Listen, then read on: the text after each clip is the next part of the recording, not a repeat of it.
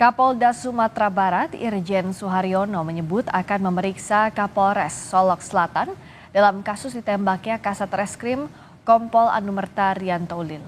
Kapolres Solok Selatan diduga juga menjadi target penembakan oleh pelaku AKP Dadang Iskandar. Menurut Kapolda, Kapolres seharusnya mengetahui kemungkinan adanya konflik kepentingan bawahannya. Sebagai komandannya langsung, Kapolres Solok Selatan seharusnya mengetahui kegiatan anak buahnya.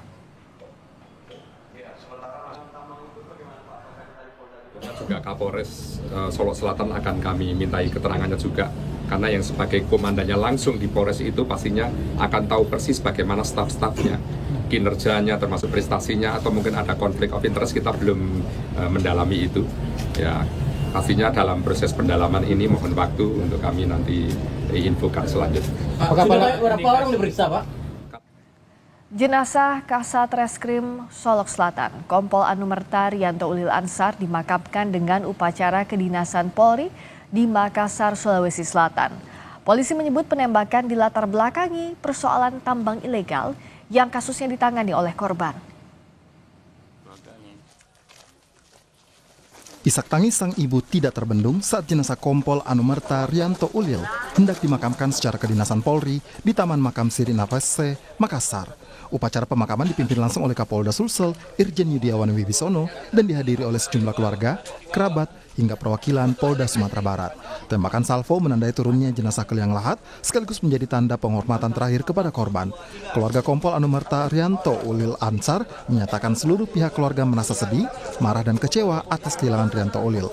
Keluarga korban meminta kasus diusut secara transparan. Kami sangat sedih. Kami juga sangat marah sebenarnya. Marah dan kecewa. Marah karena ternyata kalau seandainya Anandarian mungkin gugur dalam pelaksanaan tugas menghadapi secara langsung pelanggar hukum, mungkin marah kami tidak seperti ini. Namun dia gugur justru di tempat yang seharusnya dia merasa aman.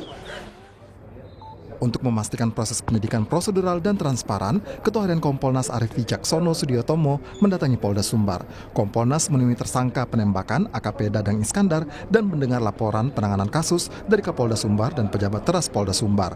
Arief menyebut Kompolnas belum akan melebar ke motif dari penembakan yang diduga berkaitan dengan tambang ilegal. Yang jelas sekarang proses penyidikan sedang berjalan sesuai dengan peraturan perundang-undangan yang berlaku. Begitu juga karena tersangka adalah anggota Polri aktif, ini secara simultan, secara paralel kita akan melaksanakan sidang kode etik kepada yang bersangkutan.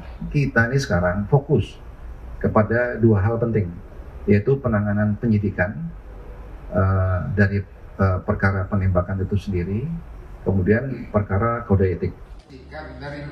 Propam Polda Sumbar akan menggelar sidang etik terhadap AKP Dadang Iskandar yang terancam diberhentikan dengan tidak hormat. Ancaman maksimalnya itu pemberhentian dengan tidak hormat. Polda Sumatera Barat membenarkan motif penembakan Kasat Reskrim Polres Solok Selatan dilatar belakangi oleh kasus tambang ilegal. Direktur Reskrimum Polda Sumbar, Kombes Andri Kurniawan menyebut pelaku marah kepada korban karena mengabaikan permintaan untuk membantu rekannya yang ikut ditangkap oleh korban dalam penertiban tambang ilegal galian C. Motif kenapa yang bersangkutan melakukan adalah rasa tidak senang, di mana rekanan pelaku ini dilakukan penegakan hukum oleh korban di Polres Solok Selatan.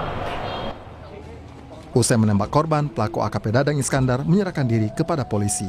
Saat ini polisi masih mendalami sejauh mana keterlibatan pelaku dalam kasus tambang ilegal di Solok. Tim Liputan, Kompas TV.